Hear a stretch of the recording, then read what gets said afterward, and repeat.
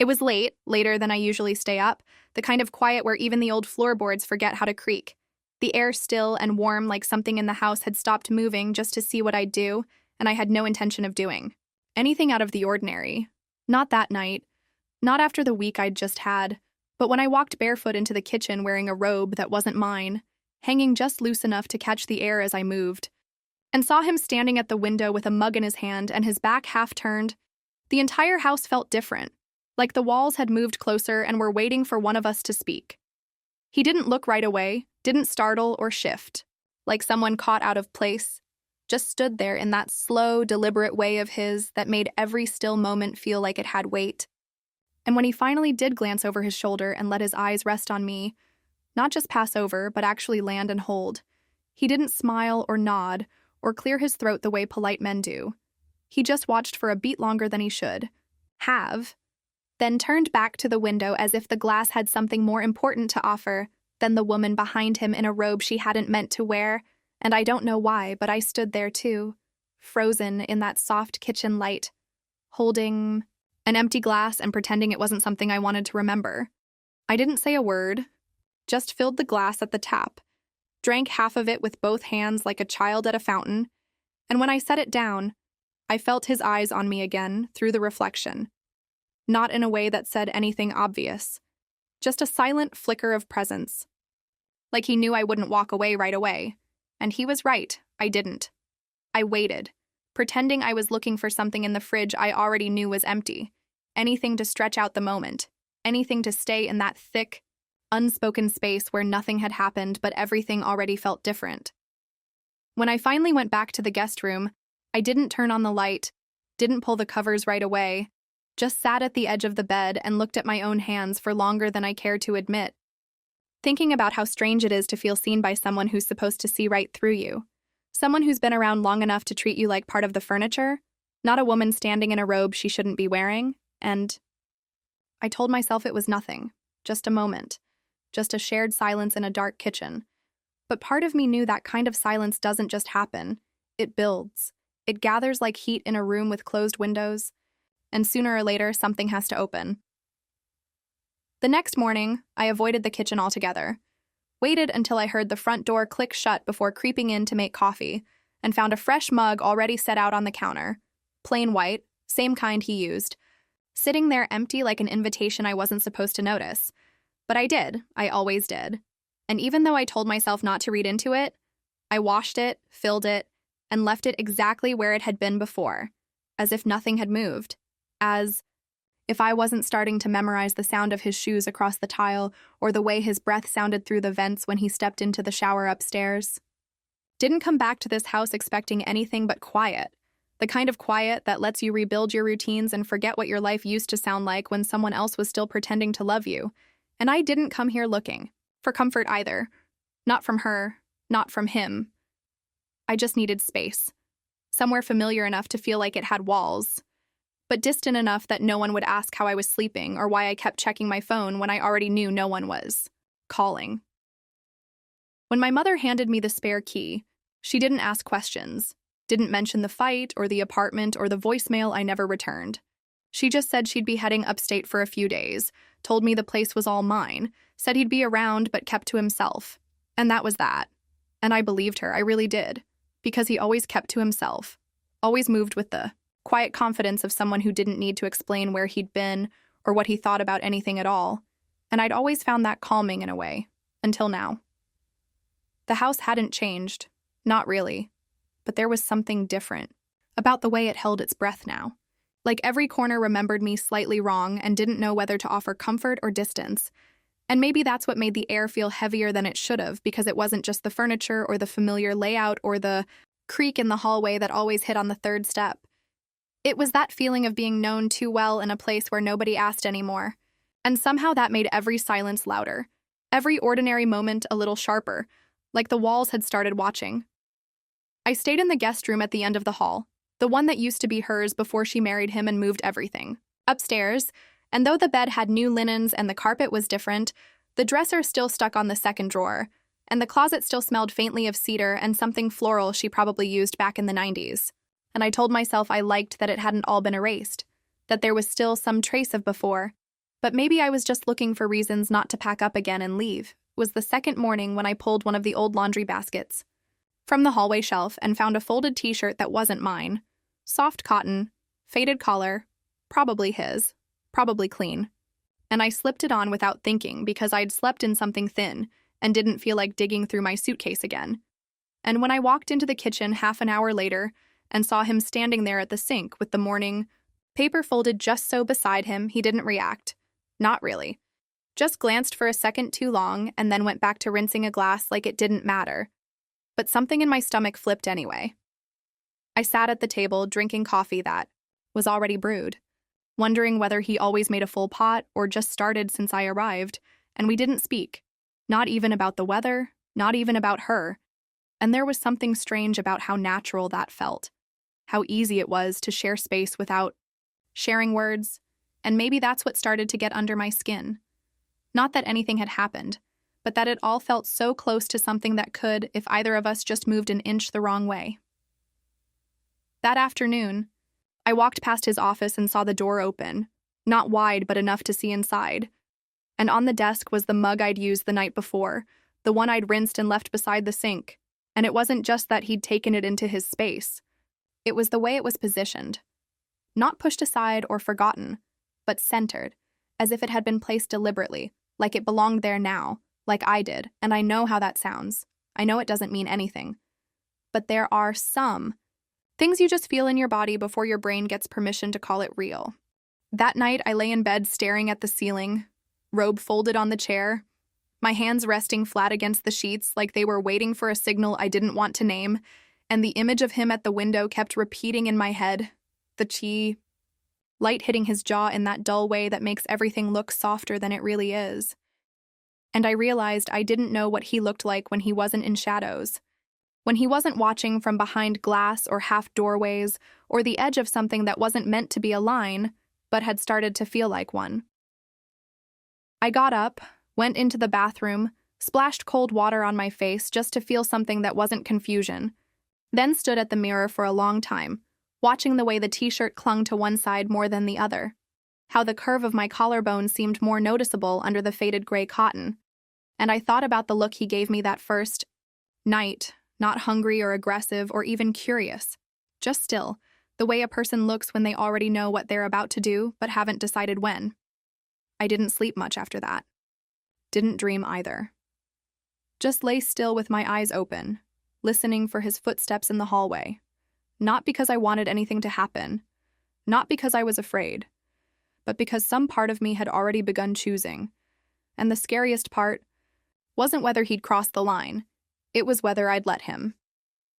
He didn't say good morning, and I didn't wait for him to, because there was nothing about that day that asked for words.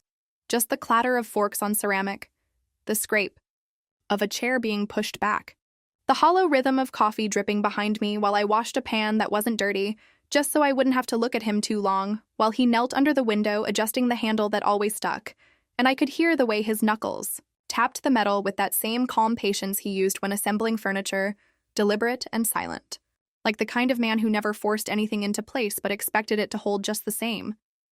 He said it like a passing thought, not really directed at me, just tossed into the space between the clink of dishes and the hiss of the kettle.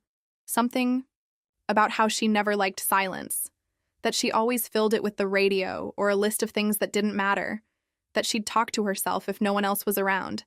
And I didn't look up when I said I liked it better this way, that breathing felt easier when nobody was trying to talk over it, and I wasn't sure if that was a confession or just something I'd needed to say out loud before I started pretending again. There was a strange stillness that followed, not heavy or awkward but aware, like the room had turned itself slightly toward us, not quite listening but not ignoring either, and I caught myself waiting for his footsteps when he left the kitchen.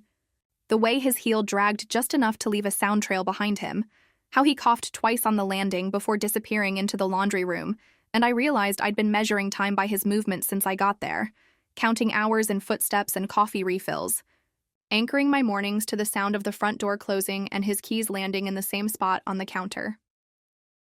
Later that day, I found a book on the side table in the den, one of those old paperbacks with the spine cracked in 4 places and the cover soft from use, and when I flipped it open, I saw something folded inside, Just a small card from a museum I barely remembered visiting.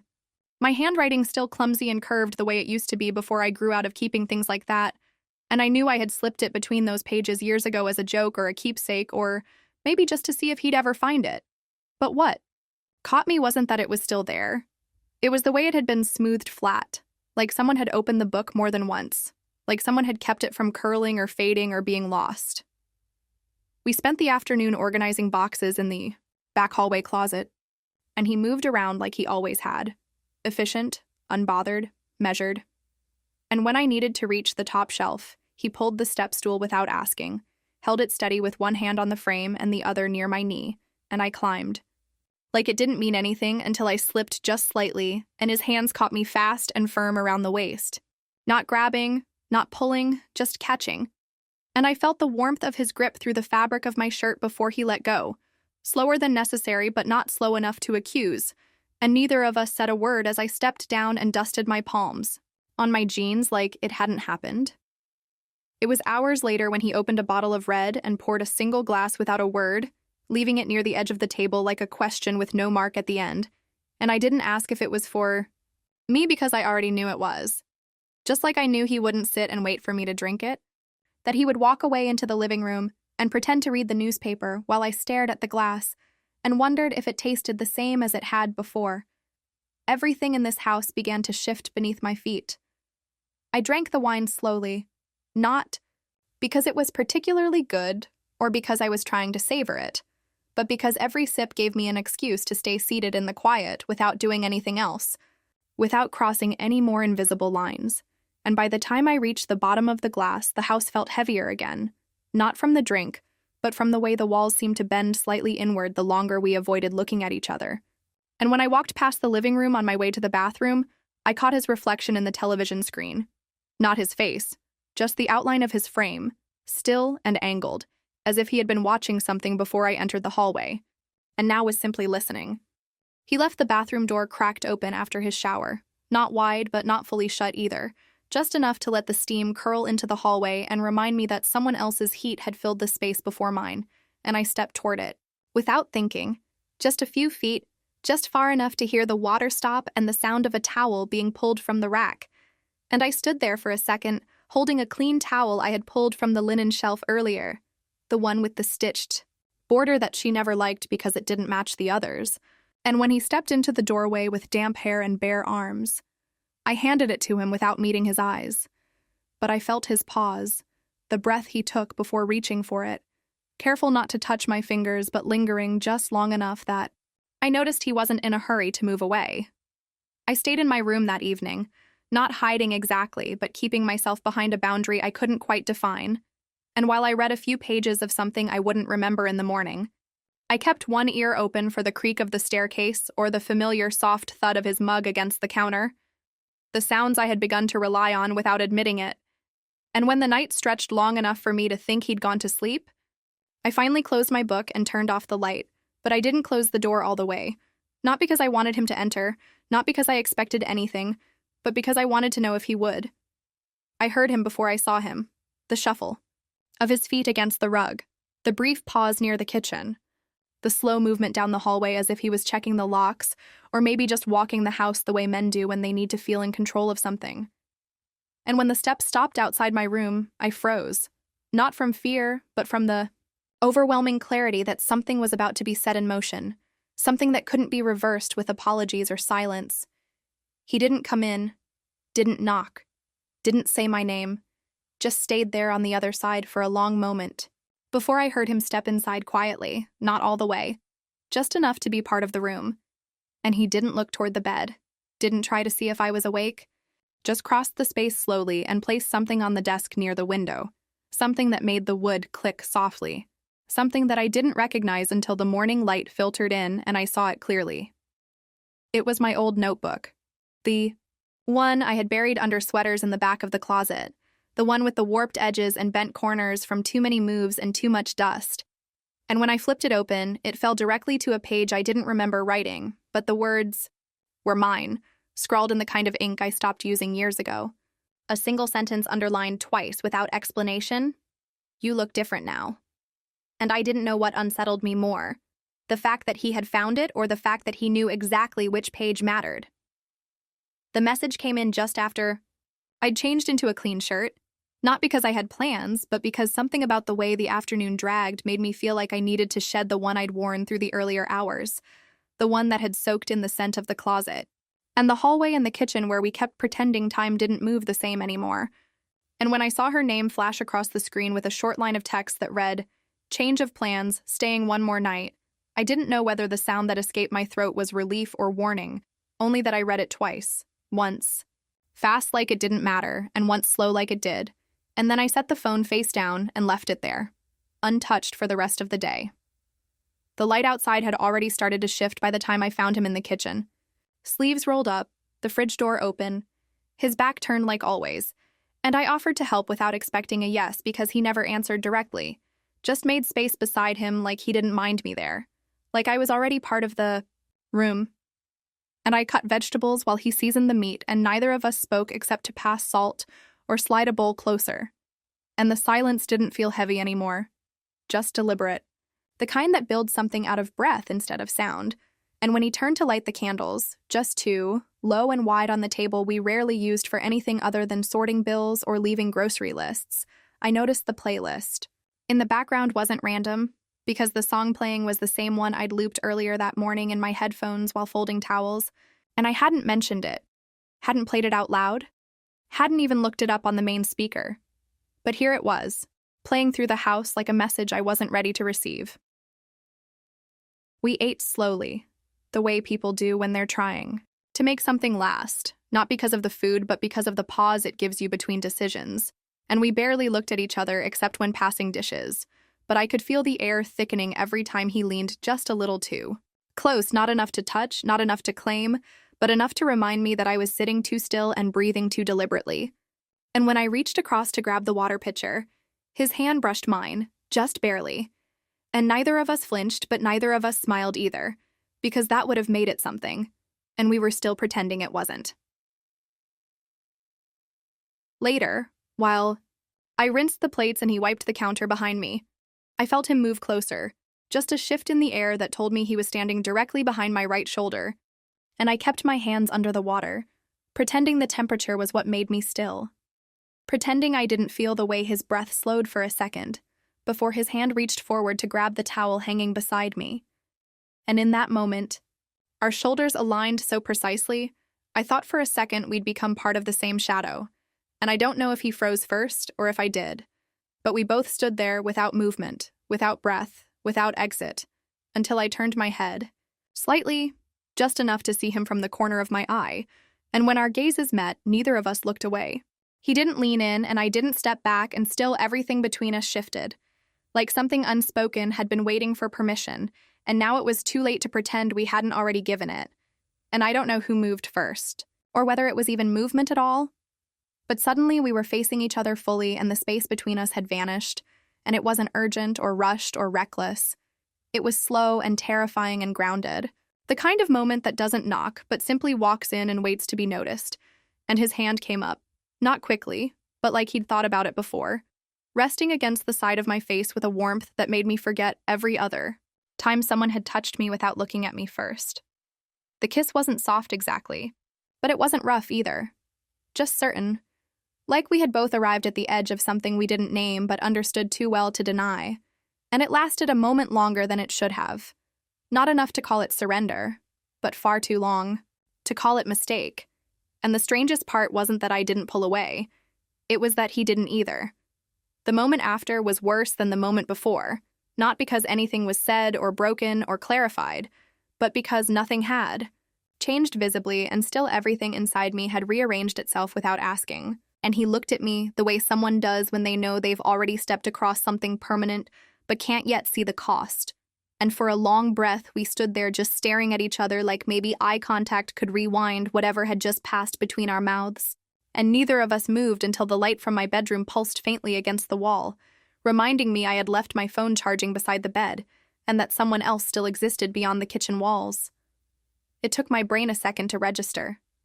The soft blinking as a call, and when I stepped back without thinking and caught sight of the name across the screen, the one I had been avoiding for days. the one tied to my voice and my history and my absence.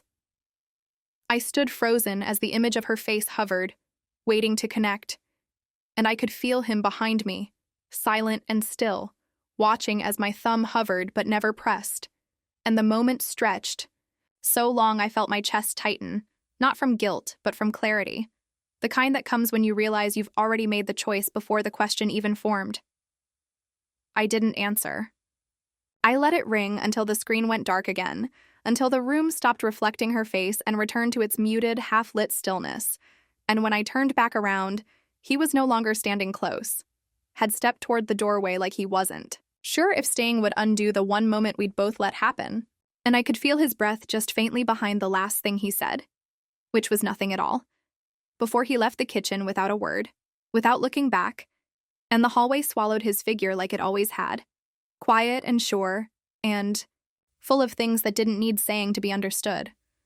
I stayed at the table for a long time, longer than I planned, fingers curled around the back of the wooden chair, not gripping but holding, not bracing but anchoring.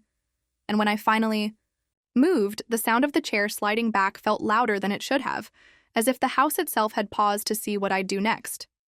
And I walked slowly to my room without touching anything on the way, passed the light switch without flicking it, stepped over the edge of the rug like it might tear underfoot if I was too careless, and when I reached the bed, I sat on the edge, with both feet flat to the floor and hands pressed into my thighs like I could ground myself through friction alone. My hands were trembling, not violently, just enough that I noticed, just enough that I had to clasp them together to feel still again.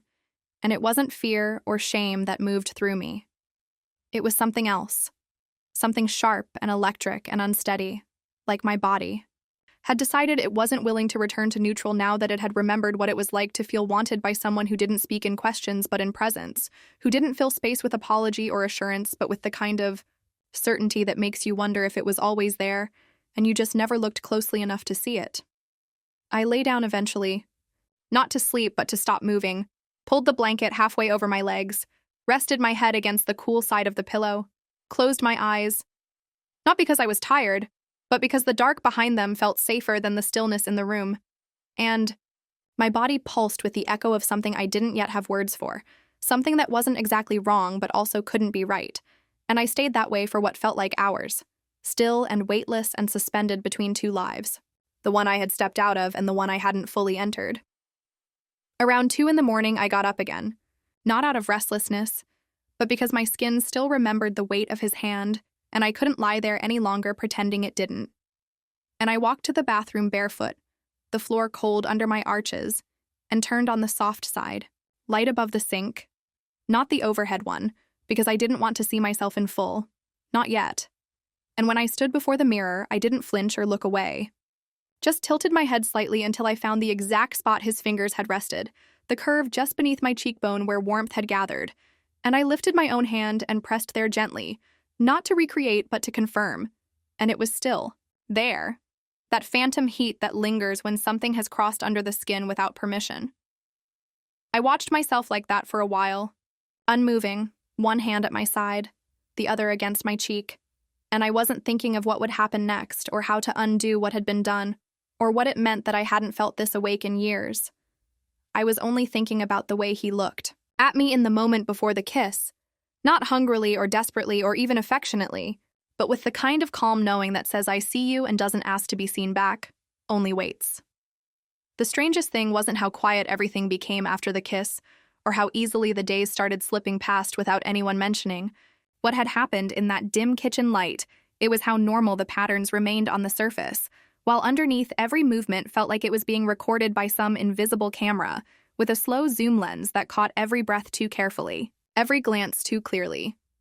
Every pause stretched just a little longer than before, and in the middle of all that ordinary stillness, he kept making lunch at the same time he always did, while I sat curled in the armchair I had never liked before, but now refused to leave.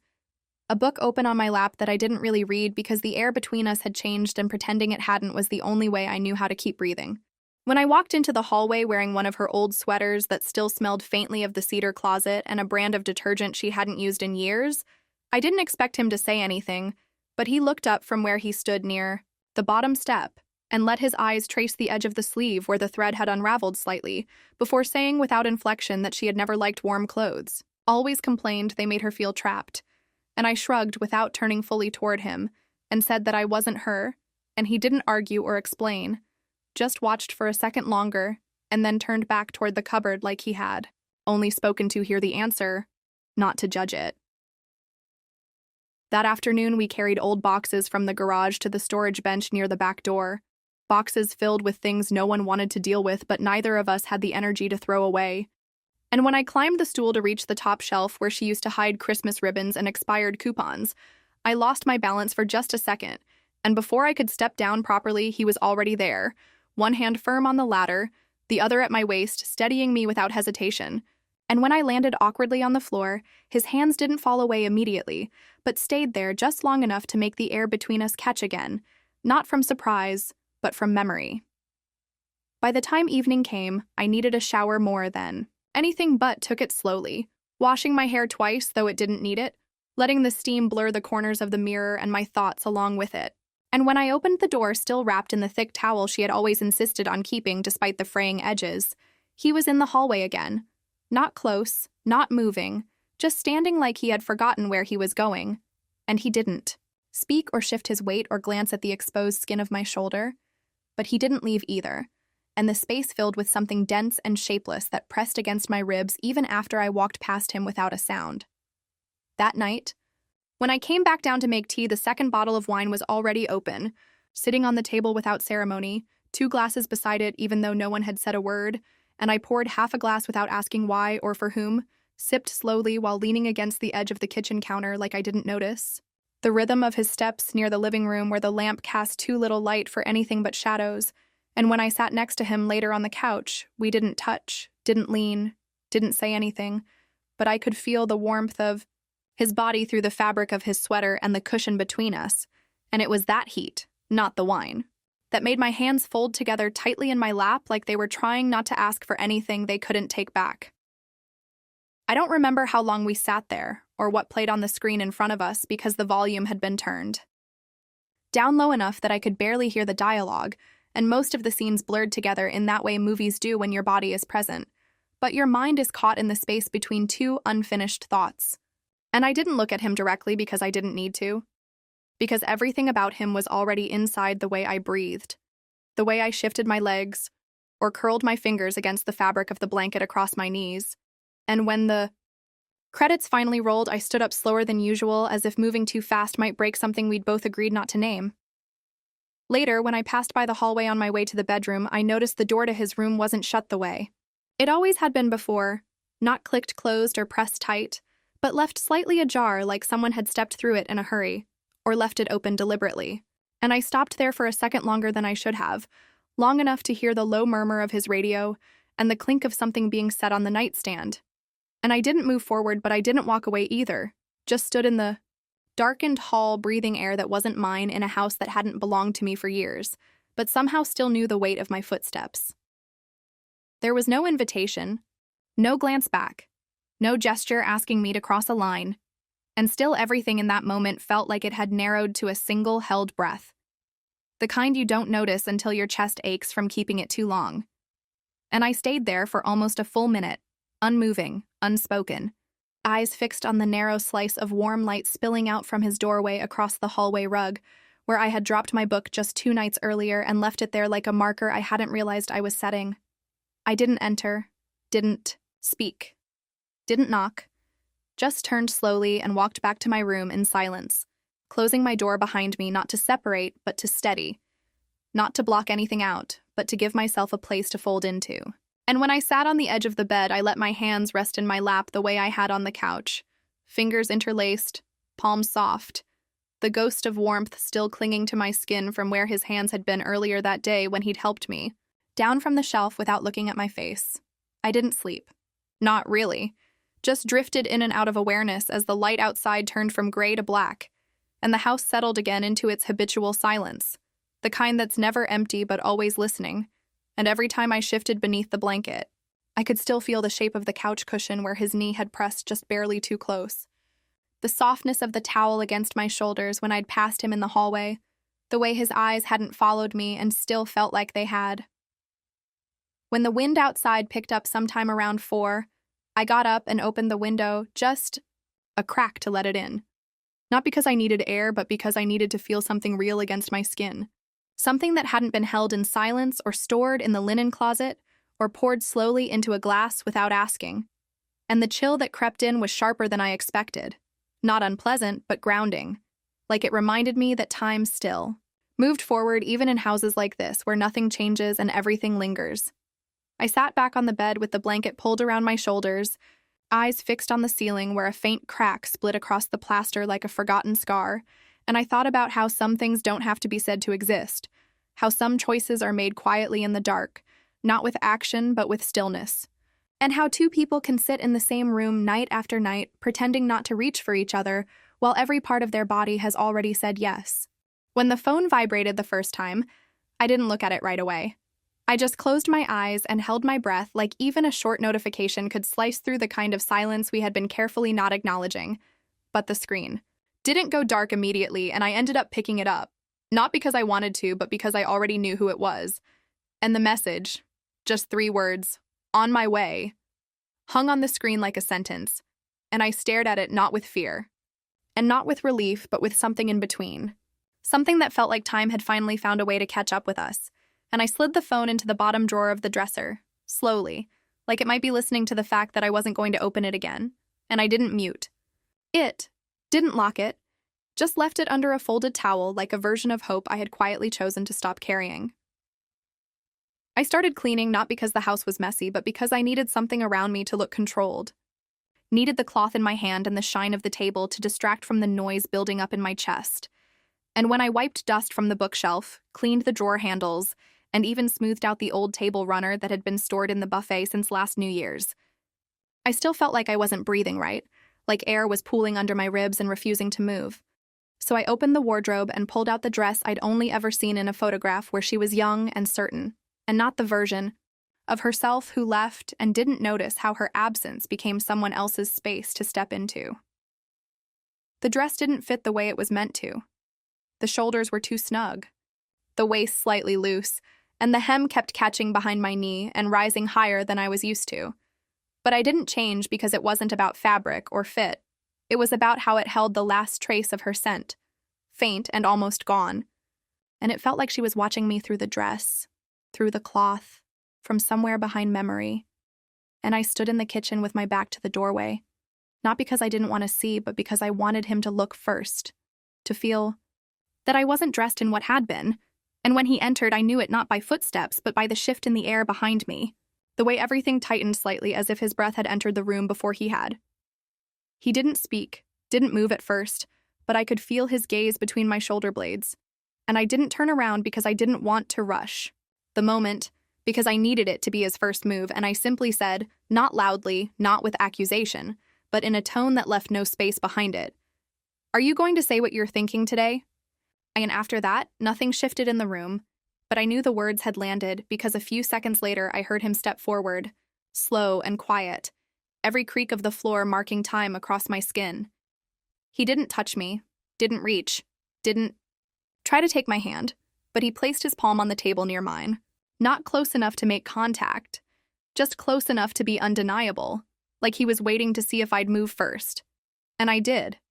Not after thinking or weighing it, but because it felt like the only honest thing I could do. And I laid my hand over his slowly, not hesitant but careful. And when he didn't flinch or shift or pull away, something inside me exhaled. Something I hadn't realized had been clenching this entire week we had spent pretending not to want what we both already knew. Tatyr kiss wasn't sudden and it wasn't cautious. It didn't break through anything and it didn't ask for anything. It arrived like a shoreline touching water, quiet and inevitable.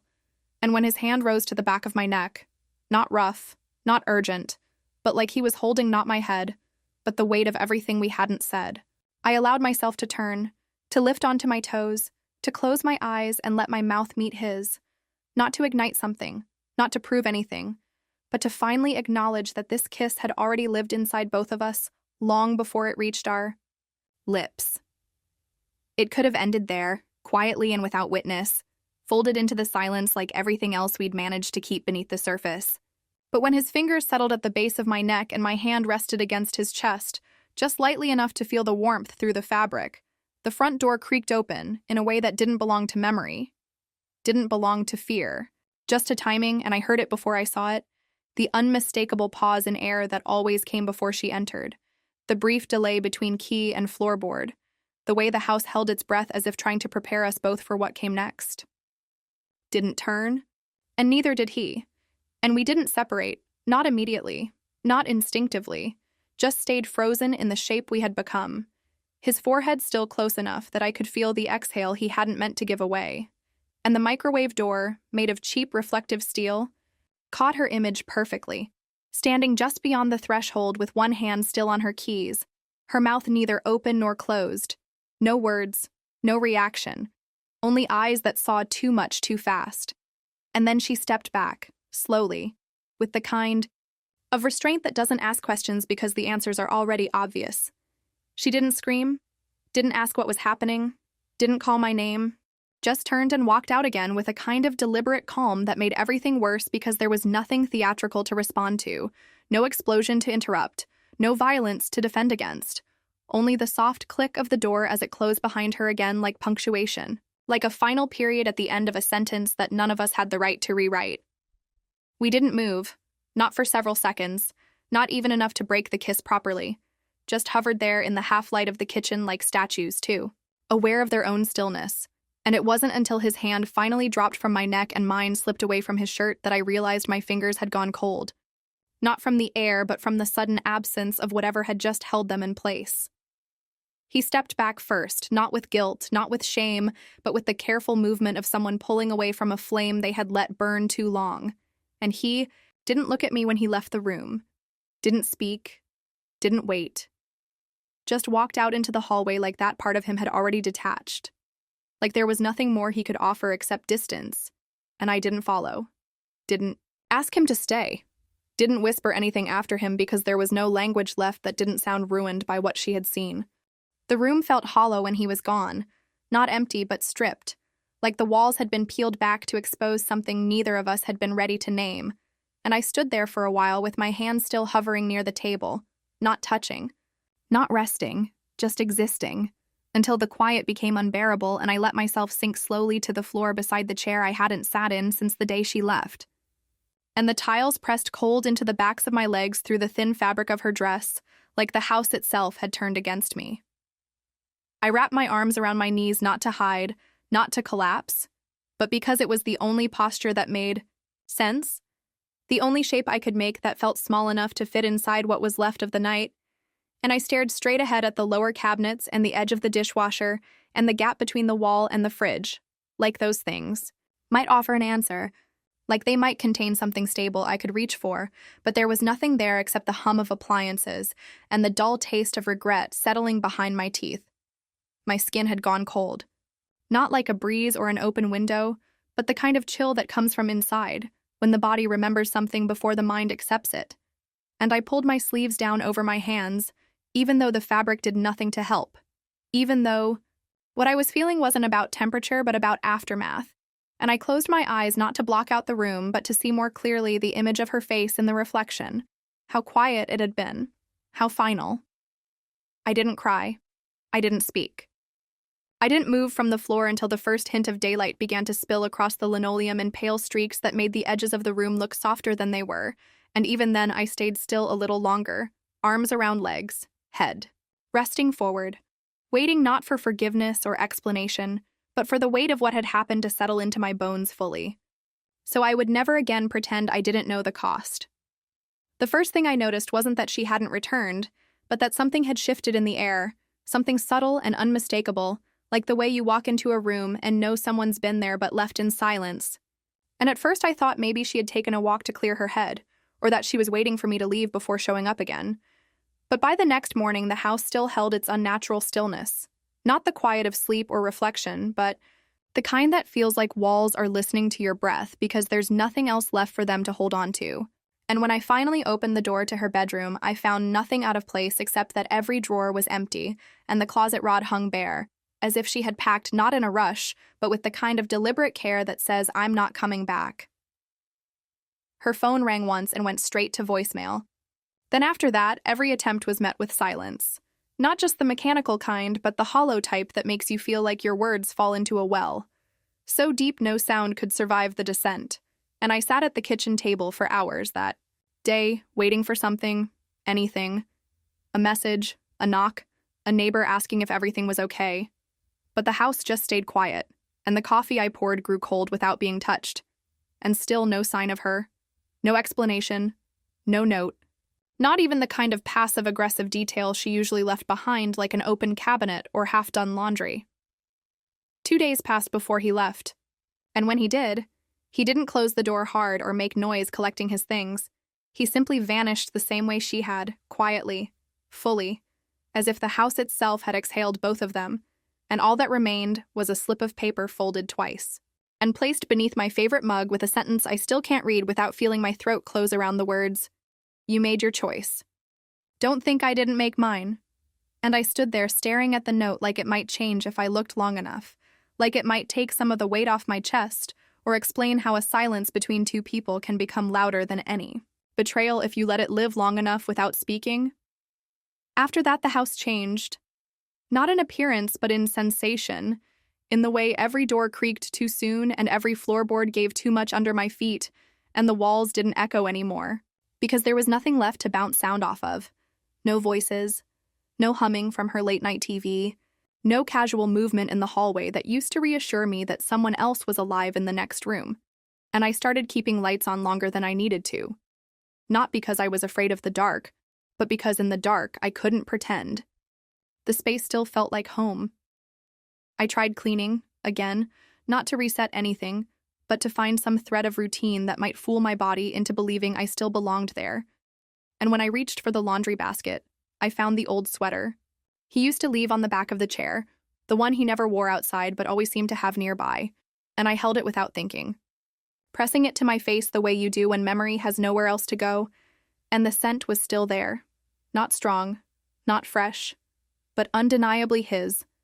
And I stood in the laundry room frozen with the fabric clutched against my chest like it could undo everything that had come after. And I washed it not because it was dirty, but because I wanted the scent gone. I wanted to be free of it. But when it came out of the machine, still faintly breathing him, I realized some things sink deeper than water can reach. I hadn't cried. Not really. Not even after the note. Not even after finding her drawer empty. But the sound of my ringtone that night, an old one I hadn't heard since before the divorce, made my fingers go numb because I knew before I looked that it was him. And when I answered and heard his voice, it wasn't angry or curious or cold. It was tired. The kind of tired people carry when they've been holding on to something sharp too long. And he said only one thing before sending the link. I thought, "You should know I saw something." And the message came through before I could ask, before I could breathe.